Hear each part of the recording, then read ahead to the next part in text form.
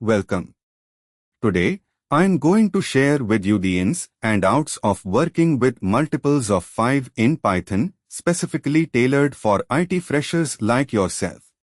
We are going to dive deep into why understanding this concept and mastering it in Python can significantly benefit your coding skills and applications.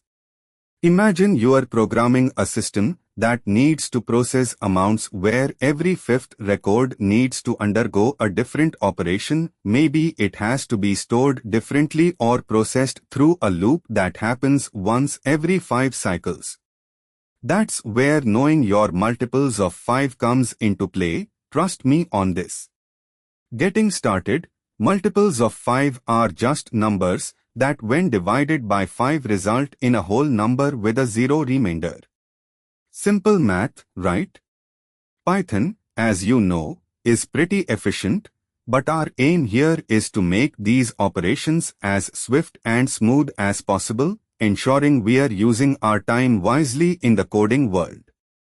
First things first, when looping over a range of numbers to find multiples of 5, the range function in Python can be super handy. If you are working with integers, you simply divide the step by 5 and you are set. Here's how that might look in your head. Without code, loop through 0 to 44 in steps of 5. In practice, you'd code that as for I in range. Notice the stop in the range is exclusive, meaning 45 itself wouldn't be included in the loop iteration. Neat, isn't it? Now, what if you are handling data in a list or an array? Python, being a dynamically typed language, can throw off course for non-integer multiples, but thankfully, it's not much trouble. We can apply the same principle. We iterate through the list and use the modulo operator to find those elusive multiples of 5. Let's visualize this with an analogy. Think of modulo as a sieve. It lets through only the remainder of our division operations, filtering away any undesired elements. So if we have a list containing integers 1 through 30, we'd want to pick out only those divisible by 5. Using our sieve analogy, the modulo operator filters out any numbers not fitting our criteria precisely. Python numbers is equal to list, multiples _of _5 is equal to print. Alright, imagine your heart sinking, fearing performance hits as you loop over arrays, big datasets, right? Fear not, my friend. The wisdom comes from knowing Python lists.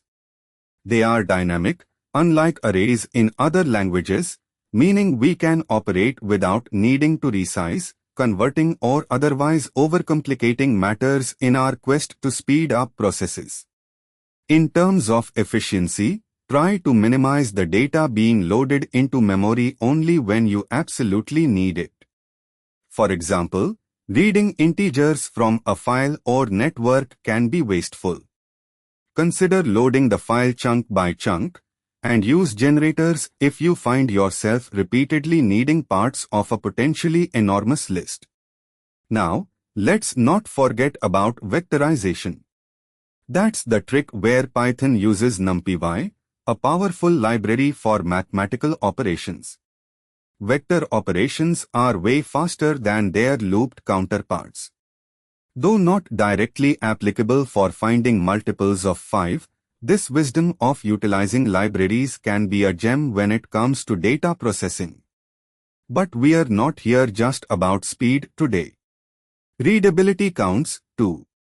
Let's refactor our previous for loop to something neat using list comprehensions, our Pythonic way. Python multiples _of _5 is equal to. Now, we've not only got our multiples of 5 without any clutter, but the code is also concise, maintainable, and easy on the eyes. I bet that's music to your ears, as an IT fresher just beginning to tune with Python's nuances. Next stop on our journey is edge cases. What if your application deals with negative numbers or floating points representing currency? Always a concern in the IT world. with rounding issues and precision in mind? Well, multiples still work, but handle these cases with care, negations, rounding, you name it. Python's got your back to cover even these scenarios without sweat on your brow.